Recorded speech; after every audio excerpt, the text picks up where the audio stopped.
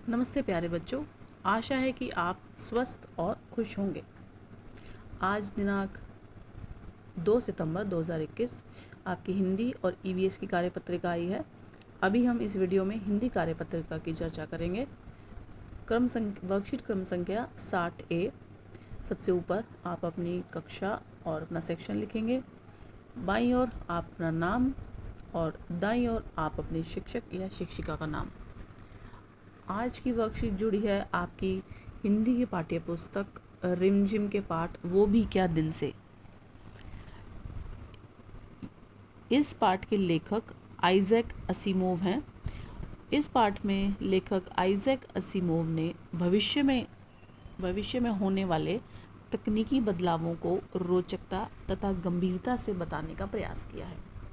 तो आइए पहले इस पाठ के बारे में कुछ जानकारी ले लेते हैं। इस पाठ के अनुसार एक कहानी है, एक छोटी सी कहानी है जिसमें दो बच्चे हैं जिनका नाम है कुम्मी और रोहित। तो इस पाठ में जो लेखक हैं वो ये बताते हैं कि आज से आने वाले समय में यानी कि साल 2155, तो इसको आप रिलेट कीजिए अभी से। अभी चल रहा है 2021, यानी कि अभी हम 2000 में चल रहे हैं, अभी हम 2100 तक भी नहीं आए हैं। तो आपको समय दिया गया है, वर्ष दिया गया है 2155, यानी कि आज से लगभग 135 साल बाद। तो आपको ये कल्पना करनी है कि आज से 135 साल बाद हमारे जीवन में क्या क्या किस किस प्रकार के तकनीकी बदलाव आ चुके होंगे। अभी आप देख रहे हैं पिछले 8-10 सालों में, जब से हमारे जीवन में मोबाइल आया है तब से हमारे जीवन में बहुत सारे बदलाव आ गए हैं। ठीक है, जैसे मान लीजिए एक घर में अगर मान लीजिए 5 सदस्य हैं तो पहले घर में एक टीवी होता था, लेकिन अब घर में आप देखते हैं 2 टीवी हैं और 3 या 4 मोबाइल फ़ोन हैं। तो इस तरह से ये तकनीकी बदलाव आए हैं। तो आज से और 135 साल बाद क्या होगा वो इस पाठ में चर्चा की गई है। कुम्मी अपनी डायरी में डेट डाली है कुम्मी ने 17 मई 2155, और आज रोहित को एक पुस्तक मिली है। देखिए, जो पुस्तक आप पढ़ते हैं, जो हिंदी की आपकी पुस्तक है या आपकी इंग्लिश की पुस्तक है या ईवीएस की है, तो आप उसको हाथ में लेते हैं, पढ़ते हैं। तो इस पाठ में ये चर्चा की गई है कि सन 2155 में हो सकता है कि पुस्तकें सिर्फ इंटरनेट पर ही उपलब्ध हों, यानी कि पुस्तकों को सिर्फ मोबाइल, लैपटॉप, टैबलेट या और भी जो आने वाले समय में आविष्कार होंगी ऐसी चीज़ें, उन पर ही पढ़ा जा सकेगा। वैसे अगर बात करें तो आज के समय में भी कुछ ऐसी पुस्तकें हैं जो सिर्फ इंटरनेट पर उपलब्ध हैं और लोग उन्हें पढ़ते भी हैं इंटरनेट पर। तो हो सकता है आने वाले समय में वो किताबें सिर्फ इंटरनेट पर ही मिलें और धीरे धीरे वो पुस्तक छपनी बंद हो जाएं। तो यही यहाँ पर कल्पना की गई है कि आज से 135 साल बाद जब ये दो बच्चे इन्हें किताब मिली तो ये किस तरह से हैरान हो जाते हैं और ये इसके पन्ने पलट कर देखते हैं, और उनके दादा उन्हें बताते हैं कि उनके ज़माने में कहानियाँ कागज़ पर छपती थी और पढ़ी जाती थी। और फिर बच्चे ये बात करते हैं कि वो तो टेलीविज़न पर पढ़ते हैं। तो यहाँ पर ये कल्पना की जा रही है कि आज से 135 साल बाद हो सकता है कि बच्चे स्कूल और टीचर से ना पढ़कर एक टेलीविज़न से पढ़ें। वो उन्हें बताएगा कि यानी कि एक इलेक्ट्रॉनिक सिस्टम होगा जो उन्हें बताएगा उन्हें ये काम करना है। और साथ साथ ये भी दिखाया गया कि एक मशीन है जिसमें बच्चे अपना काम चेक करने के लिए डालते हैं और वो मशीन उन्हें काम चेक करके दे देती है। तो आप ये सोचेंगे कि वो किताब उन्हें कहाँ से मिली। तो जैसे कई बार ऐसे होता है घर में कुछ चीज़ें ऐसी होती हैं जो काफ़ी समय से रखी हुई होती हैं। तो यहाँ भी उन्हें एक पुराना डिब्बा कहीं दबा पड़ा, उसे वो फेंकने जा रहे थे, उन्हें उसमें एक किताब नज़र आ गई। इसी के साथ साथ बच्चे ये महसूस करते हैं कि कुम्मी ये महसूस करती है कि उसे मशीनी काम पर जो मशीनी काम है और जो मशीनी तरह से पढ़ाई है वो उसे बहुत उबाऊ लगता है। तो उसे कुम्मी को ये पता चलता है कि बच्चे किस तरह से स्कूल में पढ़ते थे। तो रोहित उसे बताता है कि बच्चे किस तरह से पहले एक विशेष भवन में पढ़ते थे, एक साथ बैठते थे, एक आयु के बच्चे एक साथ बैठते थे एक साथ ही चीज़ें सीखते थे। तो बच्चे ये सुनकर हैरान हो जाते हैं और अभी और आगे बातें कर रहे होते हैं कि उनकी माँ उन्हें बुलाती हैं और वो अपने अपने घर की ओर रवाना हो जाते हैं। तो बच्चों, इस पाठ में जो चर्चा की गई है उसी को इस विषय काल विषय से जोड़ा गया है।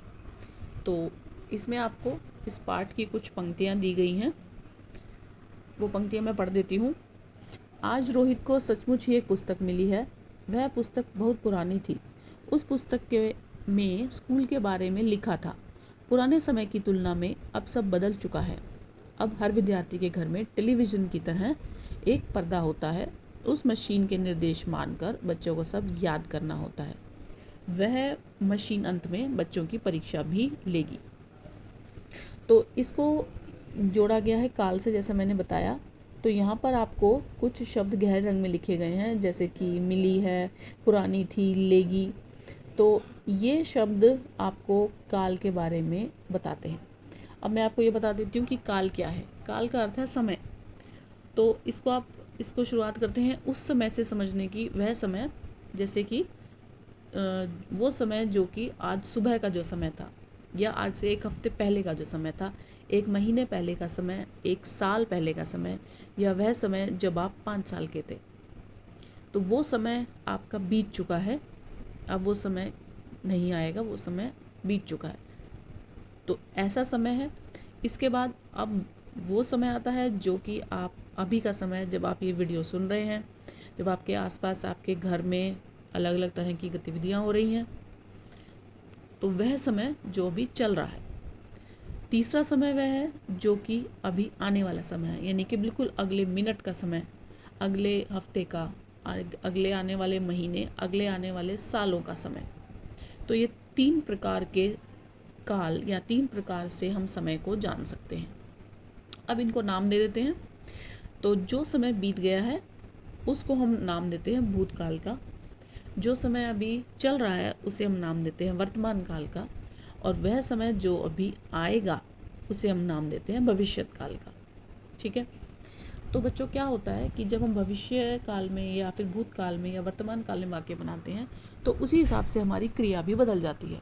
जैसे आप कह रहे हो कि कल मेरी हिंदी की वर्कशीट आई थी, आपने अगर ये कहा, ठीक है।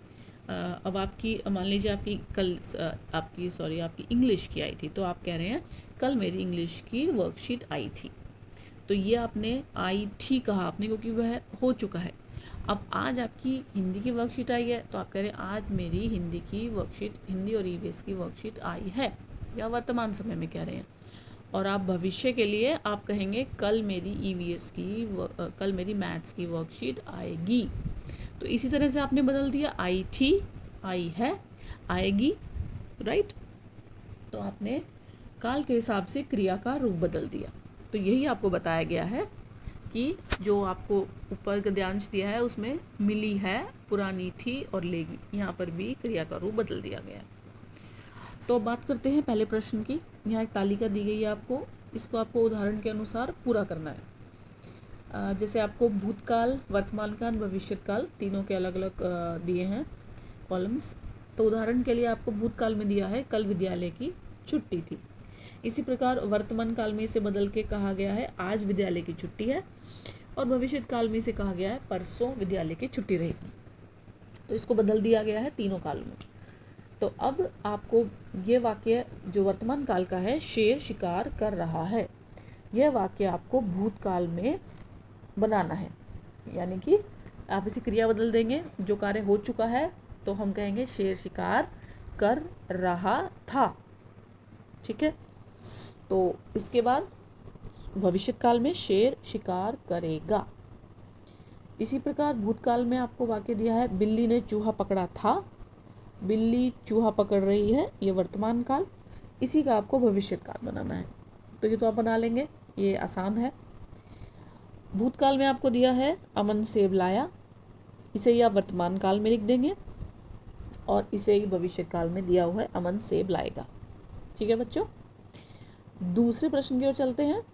2 आपको वाक्य दिए गए हैं, 2 वाक्य हैं, इसमें आपको काल के भेद बताने हैं यानी कि काल, कौन सा काल है ये बताना है। मैं वाक्य पढ़ दे रही हूँ।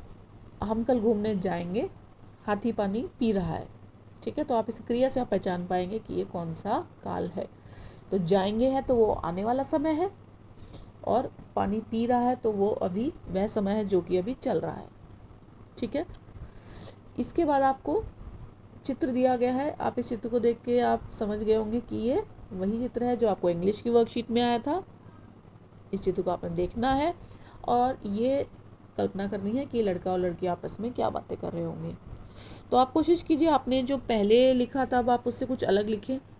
जैसे लड़की के हाथ में रंग और पिचकारी है ना, और लड़के के हाथ में भी बाल्टी में रंग और पिचकारी है।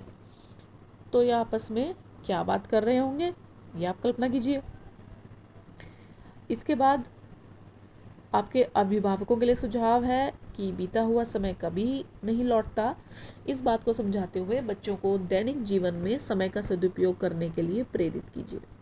तो आपके अभिभावक, आप अपने अभिभावकों के साथ इस बारे में चर्चा कीजिए कि किस तरह से हमें समय को बचाकर इस्तेमाल करना चाहिए, समय को का सदुपयोग करना चाहिए, यानी कि उसका सही उपयोग करना चाहिए, ताकि हम ऐसा ना हो कि आने वाले समय में हम पछताते रह जाएं कि ओह हमने तो सारा समय निकाल दिया, अब हम क्या करें। तो ऐसे पछताने से अच्छा है कि हम इस समय का सदुपयोग करें। तो बच्चों, उम्मीद करती हूँ कि ये वर्कशीट आपको समझ आ गई होगी, और इसके साथ साथ आपको अपनी पाठ रिमझिम का, अपनी पुस्तक रिमझिम का ये पाठ भी आपको ज़रूर पढ़ना है। तो बच्चों, आपसे अलविदा लेती हूँ। नमस्कार।